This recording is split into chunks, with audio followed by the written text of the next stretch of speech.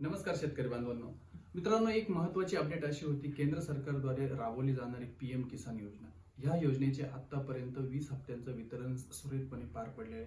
मित्रांनो, मागील 2-3 हप्त्यांपासून देशातील सुमारे 2 कोटी शेतकऱ्यांचे पैसे हे KYC मुळे किंवा इतर कोणत्या कारणामुळे आलेले नाही आहेत. तर हे शेतकरी ह्या योजनेसाठी पात्र आहेत, तरीही या लोकांचे पैसे आलेले नाही. याचं मुख्य कारण असं होतं की एकाच कुटुंबातील 2-2 व्यक्तींना हप्ते येत होते, किंवा आपले हप्ते सुरू असताना आपण KYC ची प्रक्रिया पूर्ण केलेली नव्हती. KYC ची प्रक्रिया ही आपल्या जवळील CSC सेंटरवरती जाऊन पूर्ण करायची होती. बऱ्याच साऱ्या शेतकऱ्यांनी ही प्रक्रिया पूर्ण केलेली नाही.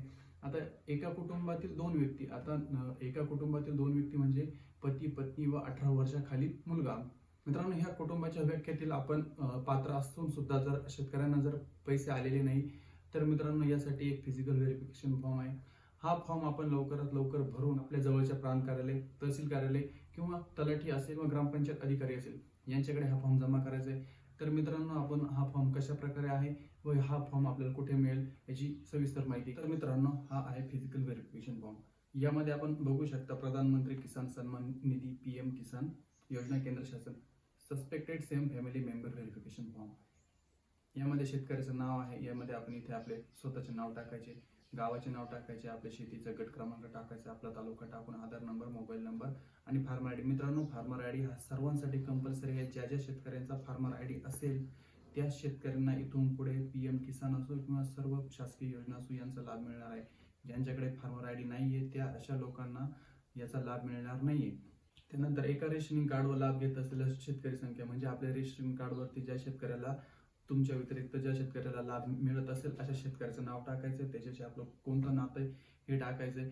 त्यानंतर तुम्ही बघू शकता तपासणीच्या वेळी लाभार्थ्याचे नावे भूमी अभिलेखामध्ये वहिवाटीला एक क्षेत्र, जे क्षेत्र तुमचं शेती योग्य आहे अशी माहिती तुम्ही तिथे देऊ शकता. त्यानंतर लाभार्थ्याने भूमी अभिलेखामध्ये सदरचे क्षेत्र दिनांक 1-2-2019 पूर्वी धारण केलेले आहे का, 2019 च्या अगोदर असलं तर होय करायचं, नाही तर नाही करायचंय.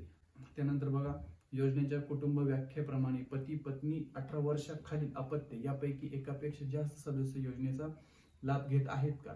जर घेत असाल तर होय करायचं, नसेल तर नाही करायचं. लाभार्थी संवैधानिक पद धारण करणारी केलेली माझी व्यक्ती आहे का. आपल्या कुटुंबातील जर कोणी सरकारी नोकरीला इतर कोणी कर्मचारी असेल तर येस करायचं, नाही तर नाही म्हणायचंय. त्यानंतर बघू शकता लाभार्थी आजी माजी खासदार, आमदार, महापालिकेचे महापौर, जिल्हा परिषदेचे अध्यक्ष आहेत का. असेल तर यस, नसेल तर नो. त्यानंतर बघू शकता लाभार्थी केंद्र व राज्य शासनाचे सेवक, कार्यरत निवृत्त अधिकारी कर्मचारी, शासन अंगीकृत संस्था, स्वायत्त संस्थेतील व स्थानिक स्वराज्य संस्थेतील अधिकारी कर्मचारी आहेत का. तर असेल तर यस करा, नसेल तर नाही करा. लाभार्थ्यांनी मागील 5 वर्षामध्ये सलग 2 वेळा आयकर भरला आहे का. भरला असेल तर यस करा, नसेल तर नाही करू शकता. लाभार्थी निवृत्ती वेतन धारक व्यक्ती असल्यास मासिक निवृत्ती वेतन ₹10,000 किंवा त्यापेक्षा जास्त आहे का. असेल तर यस करा, नसेल तर नाही करा. हा महत्वाचा मुद्दा आहे मित्रांनो. बऱ्याच साऱ्या शेतकऱ्यांना पेन्शन चालू आहे. ही पेन्शन खूप कमी प्रमाणात, म्हणजे ते स्थानिक स्वराज्य संस्थेचे कर्मचारी असतील त्यांना 1,000, 2,000, 5,000 पर्यंत पेन्शन मिळते. अशा शेतकऱ्यांना इथून मागायचा लाभ मिळत नव्हता, परंतु आता हा लाभ चालू झालेला आहे. तर ज्या शेतकऱ्यांची पेन्शन 10,000 रुपयाची आत आहे अशा शेतकऱ्यांनी PM किसान व नमो किसानचा हे शेतकरी लाभ घेऊ शकतात. तर ज्यांची पेन्शन 10,000च्या आत आहे अशा सर्व शेतकऱ्यांनी PM व नमोचा फॉर्म भरून घ्यायचा आहे. त्यानंतर बघू शकता लाभार्थी नोंदणीकृत व्यावसायिक, डॉक्टर, वकील, अभियंता, संधी लेखापाल, वास्तुशास्त्रज्ञ इत्यादी क्षेत्रामधील व्यक्ती आहे का. तर असेल तर यस करा, नसेल तर नाही करा. लाभार्थी PM किसान योजनेचा लाभ सुरू असताना मयत आहे का. ज्या लाभार्थ्याला 2019 पूर्वी लाभ मिळत होता व ज्या लाभार्थ्याचं क्षेत्र 2019 पूर्वी नाव होतं आणि त्या शेतकऱ्यांना आता त्याचा लाभ मिळत होता व त्याचा आता मृत्यू झालेला आहे. तर असं कोणी आपल्या कुटुंबातील शेतकरी असेल अशा शेतकऱ्याचा फॉर्म भरताना तिथं आपण येस किंवा नो करू शकता. तर मित्रांनो, आपण याबद्दल सविस्तर माहिती बघितलेली आहे. आता ह्या सर्व फॉर्म सोबत कोणकोणते कागदपत्र जोडायचे.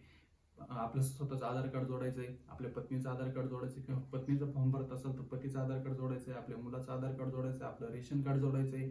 त्यानंतर आपल्या फार्मर आयडीची झेरॉक्स जोडायची व त्यानंतर आपला 2019च्या अगोदरचा किंवा 2019च्या नंतरचा आपल्या नावावर जेव्हा जमीन झाली तो फेर असेल तो फेर याला जोडायचा आहे. तर मित्रांनो 7/12 8 रेशनिंग कार्ड, आधार कार्ड व ई फेरफार. तर मित्रांनो हे सर्व कागदपत्र तयार करून आपण आपल्या जवळच्या प्रांत कार्यालयामधील PM किसान ऑफिसमध्ये हा फॉर्म स्वतः जाऊन जमा करू शकता किंवा आपल्या कृषी अधिकाऱ्याशी संपर्क साधून याची सविस्तर माहिती घेऊ शकता. मित्रांनो यामध्ये सर्वात महत्त्वाचा मुद्दा आहे की अजूनही 25 ते 30% शेतकऱ्यांचे फार्मर आयडी बनलेले नाही.